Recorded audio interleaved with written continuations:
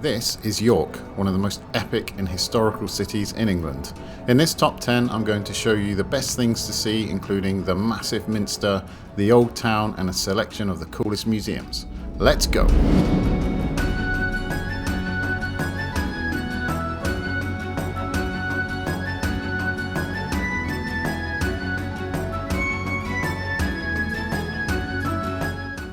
York is situated in the north of England, approximately 2 hours from London by train. It's also about 2.5 hours south from Edinburgh in Scotland. The nearest major airport is Leeds Bradford, which is about 1.5 hours away by public transport. The city has many attractions and you'll need a couple of days to see them all, so don't expect to do this in a single day. Let's start in the city centre and old town of York, which is worth exploring for its variety of interesting historic streets and locations. The most famous street in York is the Shambles. This old street has buildings dating back to the 14th century, some of which protrude outwards, making the already narrow street feel even narrower, and it's said that from the top floors of some of them you could reach across and shake hands with the people on the other side. The street was originally called the Great Flesh Shambles due to being a butcher's street. At one time in the 19th century there were over 30 butcher shops on the street, although none now remain. However, you can still see some of the hooks where the meat was hung. These days the street is filled with tourist type shops, many of which have mystical magical themes due to the street's similarity to the Diagon Alley location in the Harry Potter films. One ghost themed shop in particular seemed to have big queues. I didn't go inside as I can't imagine ever wanting to queue up to go inside a shop, but hey, if you've been in and it's cool, let me know what I missed. Overall the Shambles is very busy, so if you want to avoid the crowds, then come here early in the morning or later at night. Leading off the Shambles there are many tiny alleys known locally as snickelways. These are very common in York and are fun to explore, and in fact they're everywhere, not just in this area. Also near the Shambles is Whitmer Gate, which is a tiny street with an odd name, originally meaning neither one thing nor the other street. Next to the Shambles is the Shambles Market. This open air market sells all sorts and also has a lot of interesting food stores for when you get hungry. There are plenty more historic streets in York to explore, so it's worth having a good wander around to see what you can find.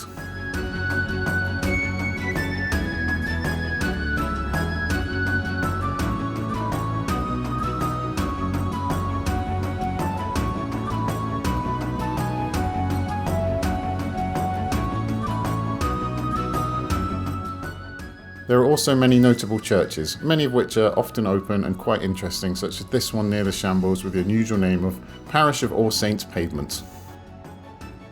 Another famous place in York's Old Town is Betty's Cafe Tea Rooms, which also had a huge queue outside, so I didn't go in, but again, if it's worth the wait then let me know in the comments. If you want to eat somewhere historic and not queue, then have a look for Ask Italian on Blake Street. Although this is a modern chain restaurant, this one is extra special as it's located inside the historic York Grand Assembly Rooms, a stunning room to have a bite to eat. Speaking of food, don't forget to try one of York's many historic pubs, they are everywhere. You should also look out for the Yorkshire Roast Company where you can try a roast dinner inside a giant Yorkshire pudding. Yummy! York also has a nice riverfront on the River Ouse where you can take boat trips. However, I visited in winter when there didn't seem to be any boats around, possibly because it was somewhat flooded, so check before you go. Our next location is York Minster, the historic Cathedral of York. This site is ancient, dating back to Roman times.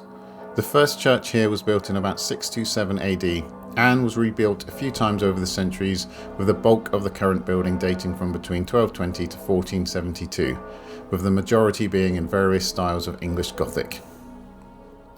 The building is enormous, in fact one of the largest medieval churches in Europe. The nave is about 160 metres long and the interior vault is 31 metres high in the choir. So yeah, this place is grand and you will end up with neckache looking at the amazing decorations, but it's well worth the fairly expensive price to get inside. The nave is extremely large and impressive, so take some time to stand at the far end as you enter and just enjoy it.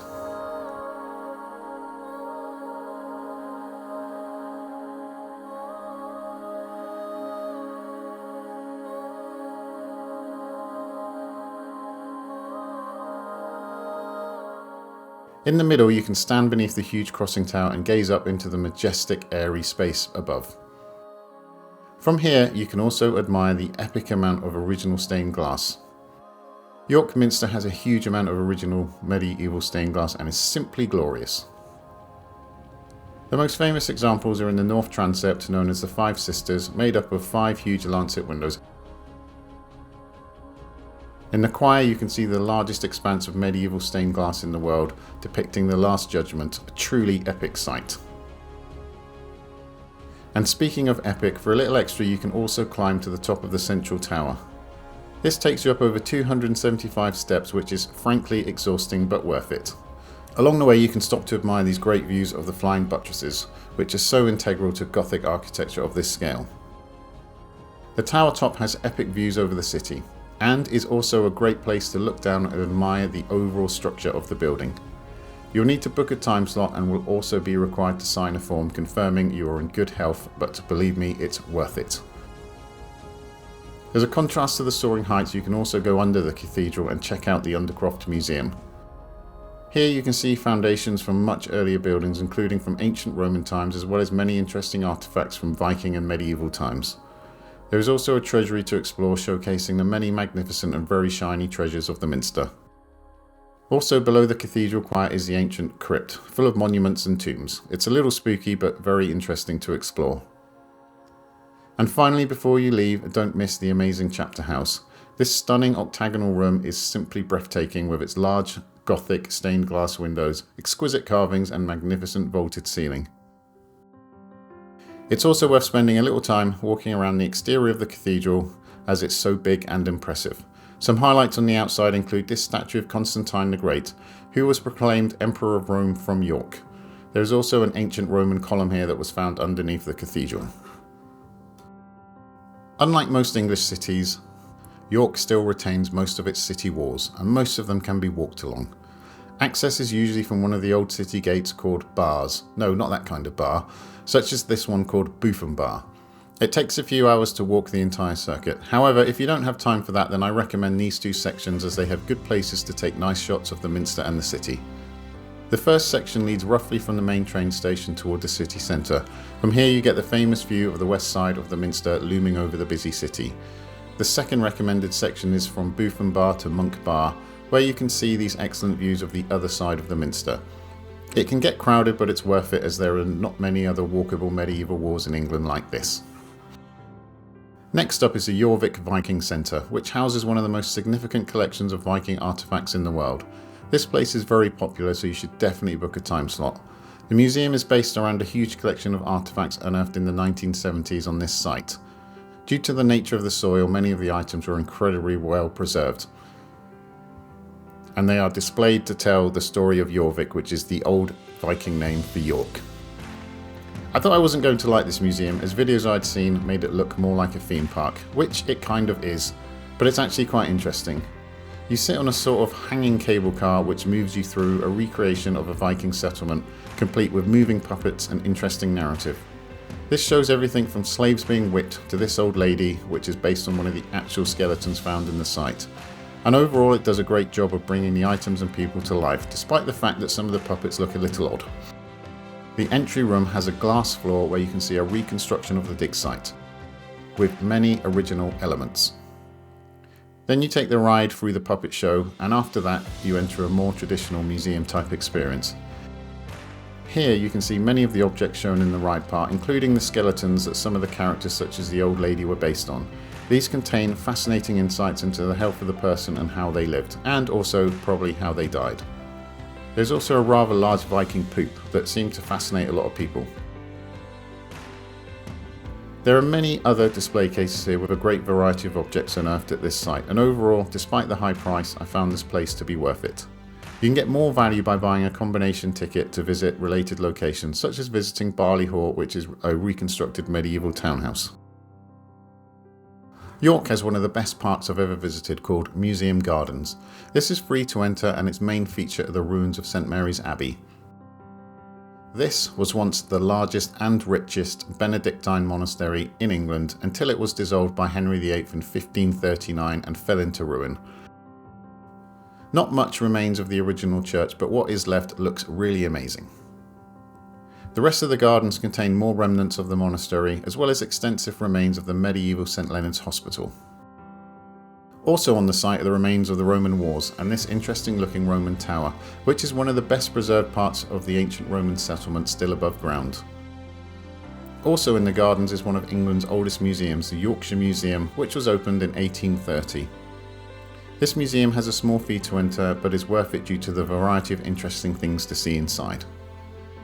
This ranges from a host of Roman artefacts, mostly recovered from the York area. From later times there is a fascinating 8th century helmet, as well as artefacts related to the monastery, including this sketch which will give you an idea of the grandness of the ruins outside. There is also a natural history collection including these huge fossils of aquatic dinosaurs, as well as these fossilised mudflats containing dinosaur footprints complete with a projected dinosaur walking across. Just behind the museum gardens is the York Art Gallery. This small museum contains a variety of artworks including some interesting paintings and a huge collection of ceramics.